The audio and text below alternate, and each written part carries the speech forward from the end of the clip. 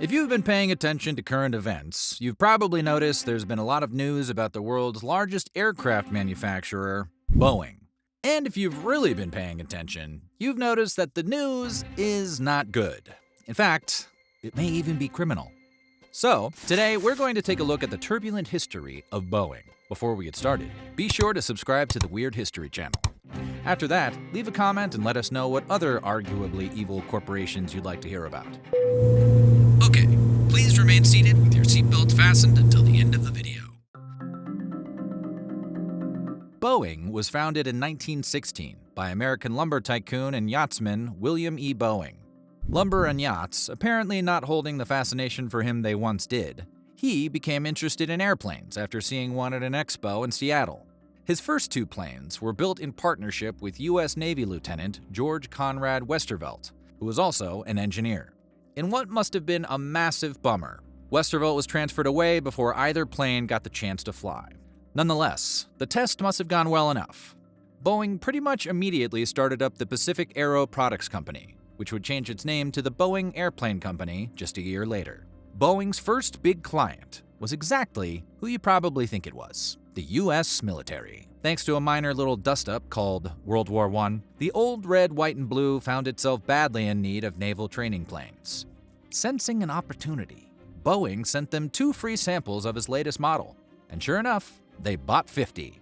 It would kick off a long, prosperous relationship, and Boeing would continue to manufacture military aircraft, such as patrol bombers, throughout the 20s and 30s. But right after the war, a surplus of planes built for the conflict meant no one really needed to buy new ones. Obviously, for people in the airplane business, that was bad.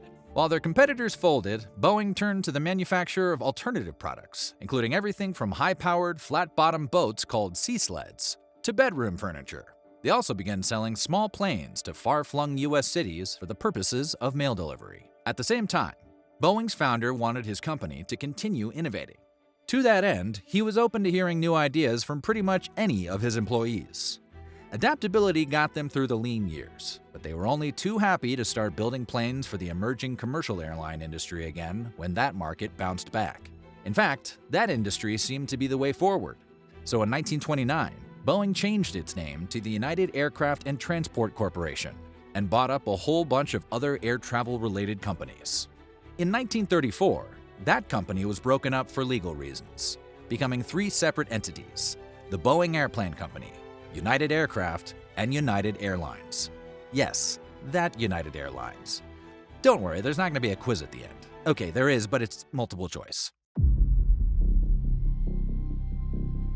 World War II was a pretty bad time for just about everyone, unless you happen to be in the business selling airplanes to the Allied military.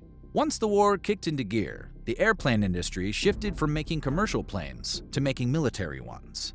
Boeing, for their part, produced 3 now iconic military aircraft of the era, including the B-17 Flying Fortress, the B-29 Super Fortress, and cadet trainer aircraft. They even have the dubious distinction of being the company that built the plane that dropped the atomic bombs on Hiroshima and Nagasaki. After the Axis powers were defeated, Boeing got back into producing commercial planes. But thanks to technologies developed for the war, the world would soon be entering the era of commercial jets, and Boeing would lead the way in 1958 with the first successful commercial jet airplane, the 707-120. At the request of Pan Am Airlines, the 707-120 design was then developed into the 707-320, which was capable of flying non-stop between New York and London, the only 2 places in the world that had airports back then. During the 60s, they would also branch out into making things like helicopters, missiles, and space vehicles for NASA, though disappointingly, they never made a space helicopter armed with missiles, that we know of.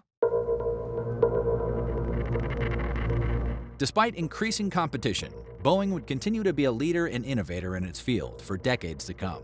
In 1967, for example, they developed the 737 for short-range travel, and in 1969, they developed the famous 747 for people who like to get the jumbo version of everything.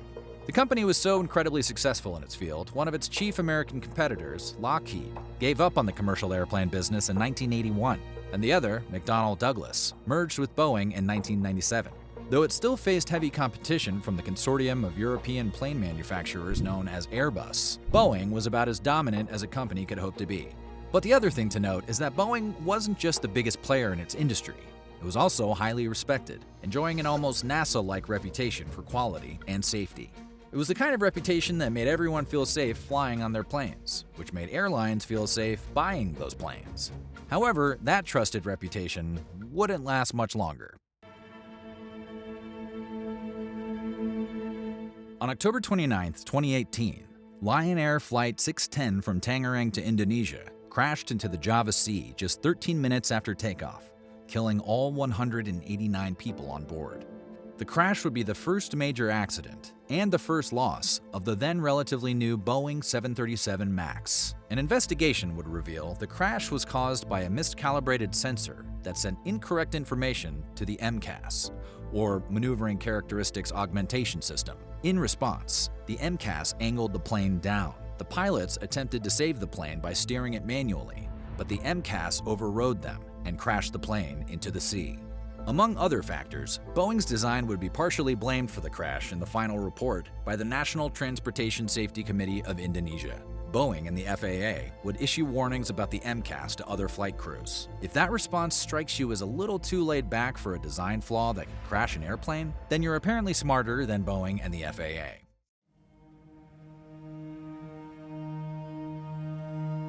On March 10, 2019, roughly 5 months after the crash on Lion Air Flight 610, it happened again.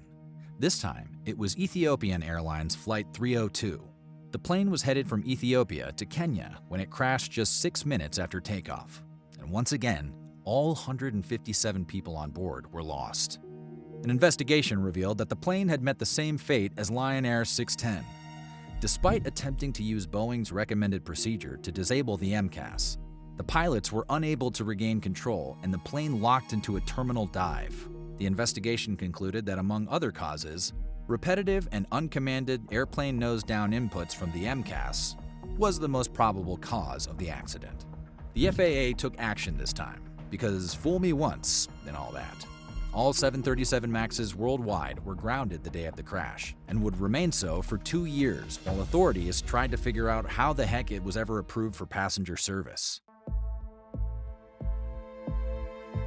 After their 737 MAX jets took 346 lives in 2 crashes, you might assume Boeing would go over the airplane's design with a fine-toothed comb, but that's not exactly Boeing's style. As recently as January 2024, the door plug on an Alaska Airlines Boeing 737 MAX fell off during a flight, causing an uncontrolled decompression of the plane, although thankfully no one was seriously injured. The incident sparked a massive investigation by the FAA, who found numerous non-compliance issues with Boeing jets and grounded multiple planes out of growing safety concerns. And the FAA weren't the only ones noticing some problems. For example, Ryanair Airlines conducted a 48-hour inspection of its Boeing jets, and while no major defects were found, they found several minor problems that called Boeing's quality control into question. But the hits kept coming. On March 7th, a wheel fell off of a United Airlines Flight 35 taking off from San Francisco. Luckily, it was able to land without incident, as was United Airlines Flight 1118, which had one of its engines spew flames while flying from Houston to Fort Myers that same day.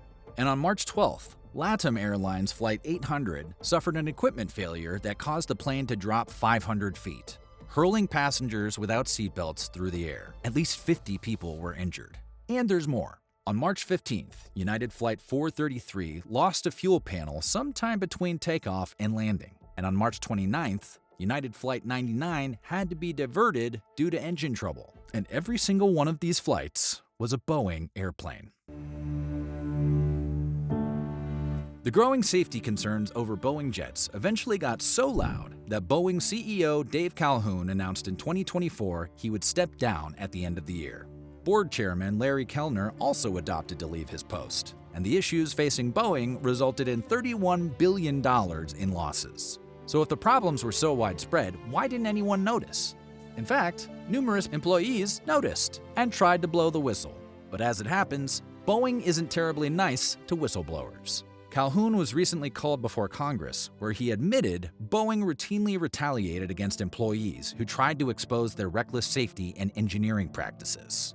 Meanwhile, the sudden deaths of 2 Boeing whistleblowers, John Barnett and Joshua Dean, occurred within 2 months of each other in 2024. Despite igniting some internet conspiracy theories, the timing of their deaths was just a staggering coincidence and was unrelated to their roles in exposing the company's negligence. While Boeing's indifference to safety standards is shocking, it isn't entirely surprising.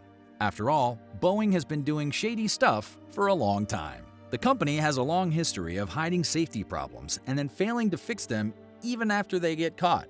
For example, in 2006, a study showed that Boeing's Santa Susana Field Laboratory in California was left awash in toxic and radioactive waste, a problem Boeing only agreed to clean up after the EPA took action against them in 2017.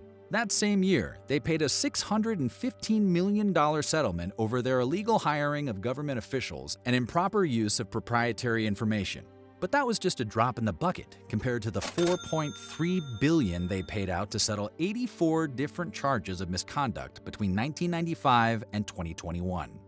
Boeing has also been credibly accused of supplying arms to countries known to commit war crimes and human rights violations. So, yeah, they haven't exactly been flying the friendly skies, even back when their planes still stayed in the air. So what do you think? What was the most surprising fact about Boeing? Let us know in the comments below, and while you're at it, check out some of these other videos from our weird history.